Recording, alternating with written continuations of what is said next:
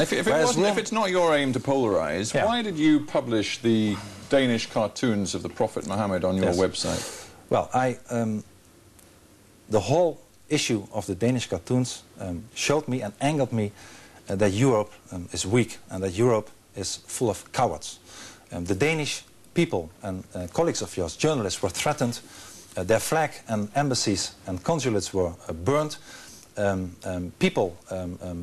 Ambassadors from Islamic countries came to the Danish Prime Minister. We know all that. No, we know all that. My question to you is why you, as a Dutchman, chose to put them on your website when you tell me you don't want to polarize opinion and create new rifts inside your own society. Because everything what I just said happened in Europe. The Danish were threatened and everything I said, and Europe was silent. Europe was weak. Europe was thinking, oh, come on, this is not my cup of tea. If I say something, perhaps it might happen to my country as well.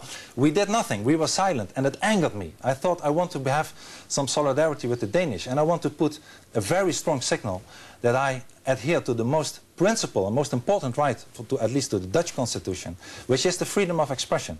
And I was so angered by this cowardness of Europe. We only saw, also my own foreign minister, Mr. Bot, but also Mr. Solana, the one in charge from Europe when it comes to foreign affairs, went to Saudi Arabia, a country that doesn't even know how to spell the word democracy, let alone the freedom of speech, and explained and excused, and this is something that I cannot stand. Well, isn't the truth, Geert Wilders, that you and your political movement only thrive when there is high tension, high anger between the Muslim and immigrant community and what you would call the native Dutch community? That is when your party does well. In the opinion polls, your ratings go right down in periods of calm. You need to be provocative. No, if you look at the polls yesterday, I'm approximately 5% of the vote, and 15% of the Dutch electorate is considering voting for me in the elections last year.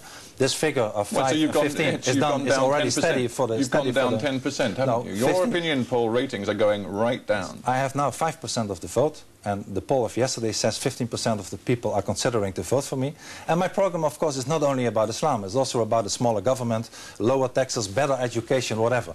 But I'm not ashamed to tell you, whatever your questions might be, that the fact that we have a problem with the pure and radical Islam, and that we have to face up to this problem, and that the solutions therefore are not always neat and nice, is something that I stand up for, and something that a lot of people in my country find also sympathy for, because they know and they feel that the sense of urgency that is needed to live together in a country, but with strong rules about what is acceptable and what is not acceptable, is not done by the current government today. I'm proud.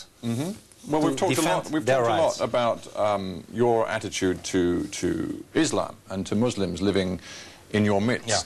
But let's broaden it out and let's be very blunt. Are you saying, for example, the fact that Amsterdam, Rotterdam, The Hague are very soon, if not now, going to be majority non-white cities is not acceptable for the Netherlands? Of course it's not acceptable. You ask me the question as if it's some kind of surprise what my answer would be. But it's reality. It is the fact. And if you're saying it's not acceptable, you're either going to have to move all these people out, or you are going to have to leave your own country. Unfortunately, in the two major cities of my country, Amsterdam and Rotterdam, if you look at the people under the age of 21, the majority is already from non-Western countries. And those are not people like here in the United Kingdom, people who come from your former colonies or from the West Indies and more or less share some kind of culture, feel British. In Holland it's not the case. 90% of them come from countries like Morocco and Turkey with a totally different culture, a different background and a lack of education, often go to crime. I don't invent that, those are the formal statistics. And I feel that it's unacceptable. I wouldn't want to live in a country as the Netherlands, where the majority of the country, let alone of a certain city, would be Islamic. That doesn't mean that I hate Islam. This is ridiculous. But I believe that we should be proud in the Netherlands. You chose to say Islamic. You could have just said non-white. You are a racist, aren't you? No, I'm not at all. How dare you say that?